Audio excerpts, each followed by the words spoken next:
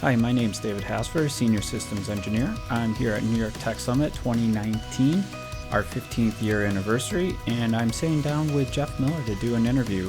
Jeff Miller just recently joined Artic Wolf, which is a security firm that kind of listens and watches what's going on within your firewall and within your network. So please enjoy as I sit down and talk to Jeff Miller.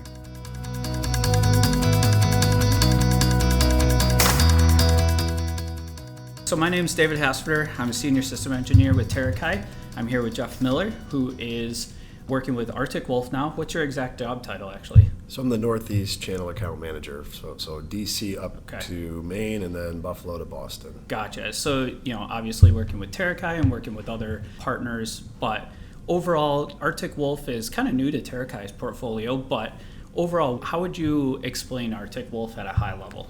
So you and I were talking about this earlier, and there's the 5 pillars of NIST, right? Identify, protect, detect, respond, and recover. Yep. And Artic Wolf really plays in 2 of those, the detect and respond, right? So it's known as a managed SOC, so Security Operations Center, and it really fills those 2 out of the 5 pillars of NIST, where we know what a sunny day looks like on your network, and we can tell you when it's rainy, and we do that with. We do that with a sensor that goes as a tap to your switch. It's looking at what's going in and what's going out. It's getting all the feeds from the various log sources and syslog and things like that, as well as an endpoint piece that's shipping logs to it. So we have that intelligence and somebody smart babysitting it, essentially. Wow. Yeah, that's pretty cool. So you say on the switch side, so you're saying inside of the network, or would it actually be what I consider the edge or out on the firewall level? Nope, it sits behind the firewall, so Okay. a tap or a span on a core switch typically. Okay. Yep. Nice. And so you guys have a team that's located here in the United States that are monitoring it? Absolutely. Well, we have a team in several different areas. So corporate is in Sunnyvale, California. Okay. We have a team in Utah who's part of the SOC team. Most of sales is in Minneapolis, and then we also do have a team just south of Toronto, where there's a bunch of SOC people up there. I call them SOC people, but it's not the official term. SOC puppets? No. Very animated SOC puppets. So those different teams are kind of watching the networks and stuff like that. We talked about earlier off mic where, some of the IT people, some teams for companies aren't that big and they can't monitor every single thing that's going in. So that's really where your team comes in and looks at all that? Yeah, we have a sweet spot. So, you're going to have huge enterprise businesses, and they have dozens of security team, people inside where they have, the grunt workers, team leads, supervisors. That's not the space that we attempt to play in, right? You're huge, healthcare conglomerates and those sorts of things, or financial institutions. But companies that are getting big enough where there may be a couple hundred, or maybe a couple thousand employees, they don't have a security team, or maybe they have one security guy and he's kind of buried writing policy. On top of that, he's sleeping at 3 o'clock in the morning, right? He's like. So our team, we pick up the phone and call you at 3 o'clock in the morning, letting you know, hey, we think there's an incident, so that guy can get his rest. Yeah, that's nice. And I think some of the parts that I don't fully understand in my role, even on pre-sale engineering role, is that there's a lot of government changes, a lot of standards being pushed to enterprises, a lot of things that enterprises, all different verticals, right? Healthcare, education, SLED, all that stuff, they have different requirements. So, what are you seeing kind of as an industry trend and some of these standards that are being pushed? Yeah, well, in New York State, you have the Department of Financial Services, and just over 2 years ago, they put out this DFS 23 NYCRR 500 to be specific, to be oddly specific regulation, and Section 500.09 to be oddly specific says, hey, you need to be doing continuous monitoring. And if you're not, you can do penetration testing and vulnerability assessments. But think about a vulnerability assessment, it's a point-in-time snapshot. And then 2 weeks down the line, who even knows what's changed on your network and what patches are missing and what 0 days were discovered in between then, right? Yeah. So who comes out with a new attack that that was patched for a while ago, but now all of a sudden is new and advanced or whatever. Right. So in addition to the managed detection and response, we also have what we call our managed risk product, and that's essentially a continuous vulnerability scanner. So we load in your subnets, we know what we're scanning, and we just continuously go through. So there's no, like in that example, there's no 2-week gap where we said, okay, we've got a snapshot, and now we get another snapshot, and oh, by the way, your attack surface was this large in between.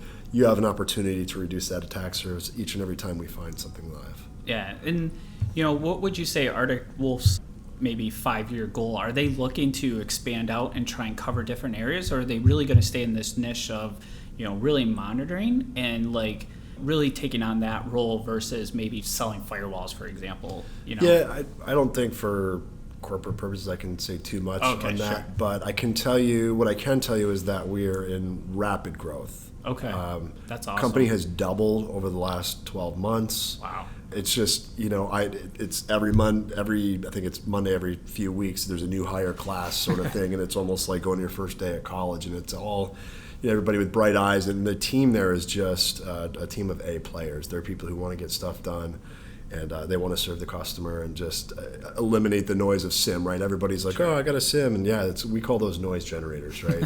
That's why you need a team of, we call them concierge security engineers, looking at what's going on and taking those millions of alerts, converting them to thousands of incidents, and then ultimately maybe 100, actual, things that you need to deal with. Absolutely, yeah. And I'm not huge into firewalls and stuff like that, but even looking at my collab stuff, right, I can see my collab stuff getting hit constantly.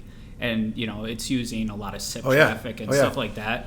People are trying to hack into that, and I'm not monitoring that log. You can't. Yeah, you can't sit there and watch that all day. Let me give you an example. So, and I can't, for non-disclosure purposes, I can't say, but sure. There was a pest control company, and again, collab, they had, I don't know if it was Cisco or what it was, but they had a system that, was internet accessible. It's one of those things you could schedule meetings on it and that kind of thing, right? So it's like a regular Windows server running this, back-end collab software.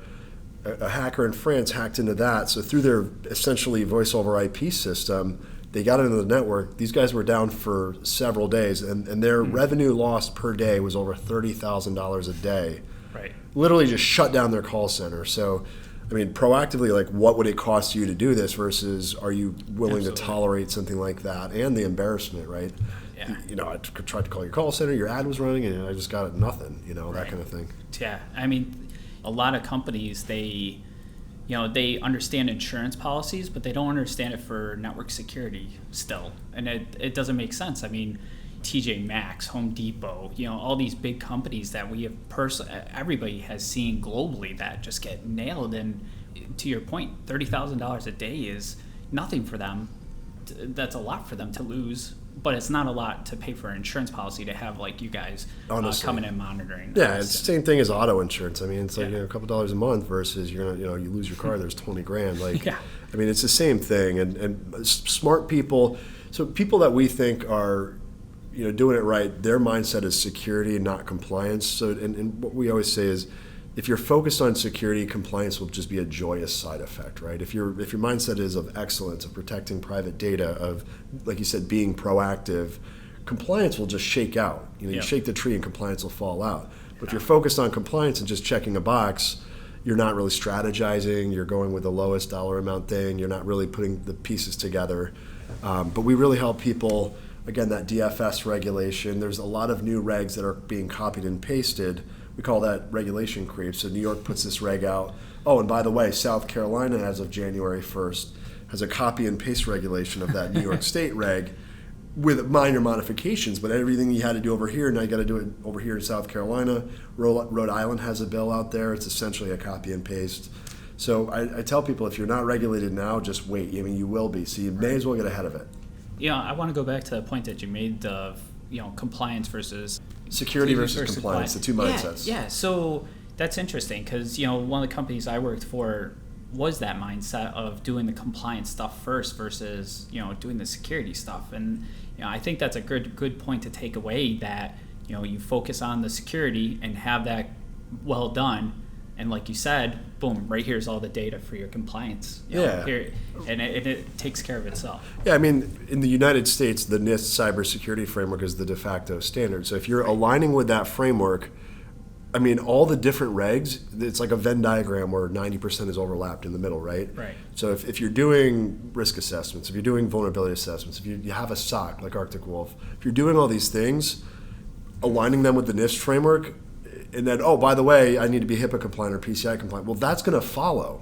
Yeah. Just do this over here, and maybe 10% are going to be on the fringes, but you're already hammering out 90% of what your compliance needs are. So start with security. Yeah.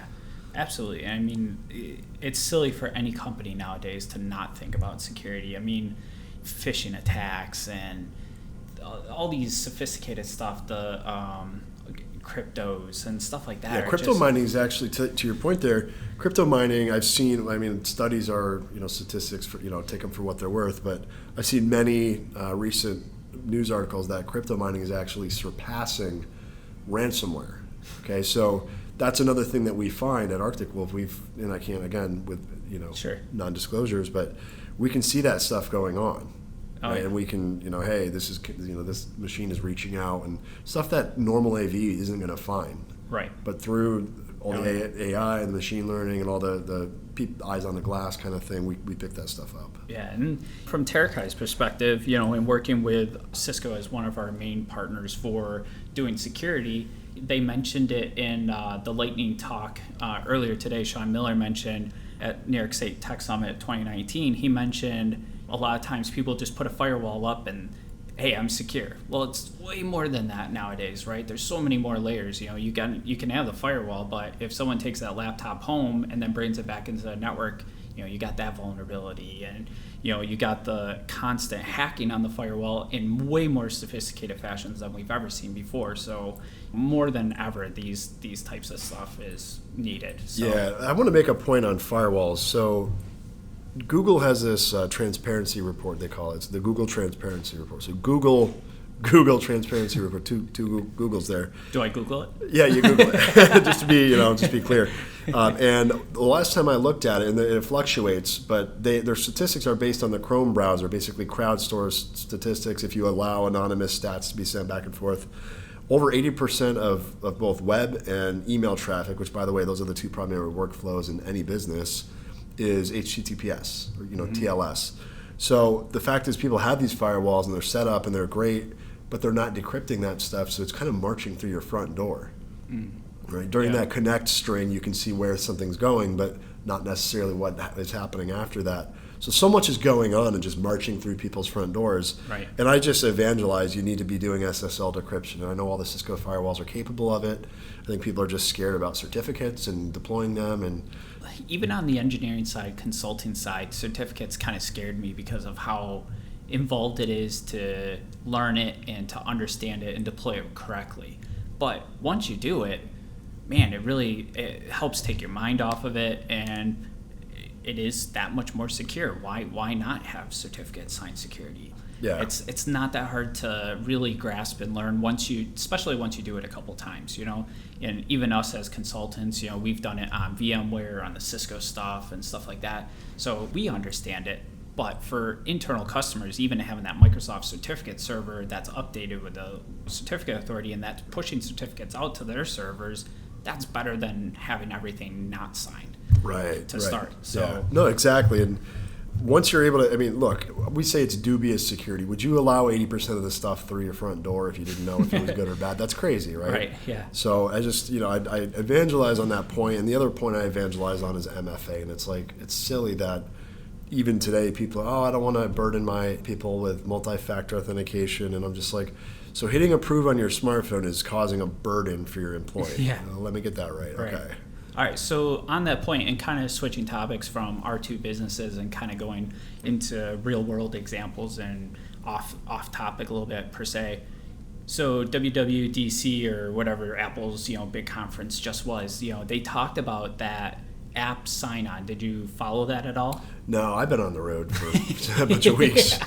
So one of the big things that they pushed and that they're starting to do is they got the facial recognition. We all know that's out on 10 and up phones, but what they're starting to do now is to log into apps, what they're going to do is allow you to generate a generic email address that Apple provides, generic made, but then it uses your facial recognition as the security password. So they're giving you a 13, 25-digit hashed password that's incredibly hard to decrypt, but obviously nothing's impossible. Right. But then it's using this anonymous email almost to log in. So, and that's at the app level. So, wow. That's kind of, if you think about where Apple's going with security, I really like Apple's security. I like Siri. I personally don't like Alexa and Google Home. I just feel like they're listening too much. And they're listening. I'll tell you. So just to jump in, so I'm a Pixel user. Love the Pixel, love Android, love the design. Everything about it is beautiful. Great camera. But we're having a conversation right now. I guarantee you in 10 minutes when I go to flip right and look at my feed, we're going to have pieces of this conversation just magically show up in my result on my news feed. And it's like, but I didn't write it down. It wasn't on a computer, or there was no email. And it's like just a listening device. Yeah. And Siri is obviously listening as well, and they're collecting data, and how much Apple's using that data, I don't really know. But I've heard too many examples of Alexa listening in and doing that same thing. All of a sudden on your Facebook, you have an ad for something that you never even searched for, and boom, it was listening inside your house. So what's your kind of take on AI, machine learning, and all this data? I mean, come on, it's more, I don't even know what's bigger than it goes gigabyte, petabyte, exabyte. Yeah. I mean, they got to have that type of level of data being stored on their servers. Yeah. I mean, it's crazy. And who even knows what the architecture is? I've heard there's a lot of commodity gear, and they're just using crazy, super awesome algorithms, so the storage is super cheap. I don't know how they're doing that. Compress or whatever. Yeah. Okay. Yeah. But still, the data that they're collecting on us, right? It's huge. Yeah. Terabytes used to be like, oh, you got a terabyte hard drive. Right. Yeah, that's massive, right? Yeah, we can go back to my first PC was 100 megabyte hard drive with 16 megs of RAM. Wow. I remember having a Tandy 486 or one of the x86s where you could press a turbo button, it would like double the clock speed. Why would I not want to press that? And then when I was going to college, I remember getting my first flash drive of 75 megs compared to the 1.4 megabyte disk, diskettes and stuff. So the amount of data and stuff, and what Moore's law, it's just incredible to see change over our time frame. But unfortunately, I can't give credit to who said the joke, but going back to the Alexa and Siri, it was a guy walks into his house and he whispers to his wife. He goes, "Hey, what do you think? How was your day today?" She's like, "Why are you whispering?" He's like, "Well, I don't want Mark Zuckerberg to hear about this." And she's like, "Oh, that's funny." Starts laughing, and then Siri starts laughing. Alexa starts laughing because they're listening, right? So it's crazy to me. And me personally, I'm an Apple fan, and I think Apple's doing a good job with the security. And that was one of the things that they pushed at their conference. Forced encryption on the devices for ages, right? They were always that was their big thing. I think Google's doing a good job too. So the latest iterations of Chrome are sort of HTTP shaming, some people call it. And there's a big debate out there, but shaming and not allowing websites to go through because they're not meeting their security standards. Big hey, this is a security risk. It's an unencrypted website. You want to proceed at your own risk, kind of a thing. And the use of HSTS forcing an encrypted connection. So they're making moves too, but definitely a little bit room for improvement, I think, on their mobile devices. I mean, going back to machine learning too, one of the things I do like on my Google phone is if I swipe to dismiss a notification a certain number of times in a certain period, it'll come up and be like, "Hey, we saw that you aren't really digging those notifications. You want us to mute those things?" I'm like, "Yeah, actually, that's super handy." So, and that's a very basic form of machine learning. But it is. But it's those little things that we don't even think about. They're in our lives. Oh yeah, and it's only going to get more and more prevalent as time goes on. That's right. It's not stopping. We're seeing that growth spiking. We're right at the forefront of it. So, I think it's a very interesting topic, and security is definitely going to be playing a big part of that because they are collecting this data. What's happening with that data? Can other countries see that data? Everybody was worried about the NSA tapping into our phone. Well, that was a directed phone call, one-on-one phone call that they were listening in on, not here's a Google Home in my daughter's bedroom. Right. You know what I mean? That could potentially have tons of data that I don't want any other people to hear about. Yeah, So, it's wild. yeah, the industry is just fast-paced, always changing, keeps us on our toes. You know, we're in different industries, but at the same time, it's ever evolving in our own industries and stuff like that. Yeah, we're going to be gainfully employed for the foreseeable future here. I always think about, I always ponder, like, when is, because technology comes and it goes, and like, when is VoIP going to go away, and when is this going to go away, and Right. it's cybersecurity. It's not going away. No. It's here to stay. Yeah, I look at VoIP and stuff like that, and businesses are always going to have phones. They always need to be able to communicate. Where the big change is in contact centers, right? So you call into an agent. Well, we've already seen it change from live voice to automated. Well, now the automated's getting machine learning. Oh, I recognize that David called in at 2 days ago, talked to this rep, and had a 20-minute conversation, and this rep is now available again. I'm going to route the call directly to that rep because he's already talked to that person. There's a connection there. Yeah. Wow. So there's that type of machine learning and AI being inputted more into contact center. Not so much the big evolution, I would say, with VoIP is going to the cloud, right? So that's the big change that I see there. But like you said, we'll be employed for a long time. Amen. Absolutely. So kind of wrapping things up, I appreciate the time, Jeff, talking, just having a casual conversation about what we see in our industries and everything. So again, we're here at New York State Tech Summit 2019. Hope you enjoyed this podcast. Any last word? No, just check out Arctic Wolf, check out TERACAI. We can help you out. We work great as a team, and that's it. Yeah.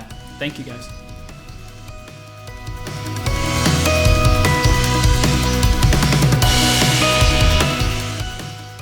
Thank you so much for listening to that interview with myself, David Hasfurter, with Jeff Miller from Artic Wolf. I hope that you learned a little bit something about security and within where machine learning and AI is going, and how security is going to play a big role in that going forward, and kind of our thoughts back and forth on that. Again, this is David Hasfurter at New York State Tech Summit 2019. Don't forget to follow us at TERACAI and at Artic Wolf.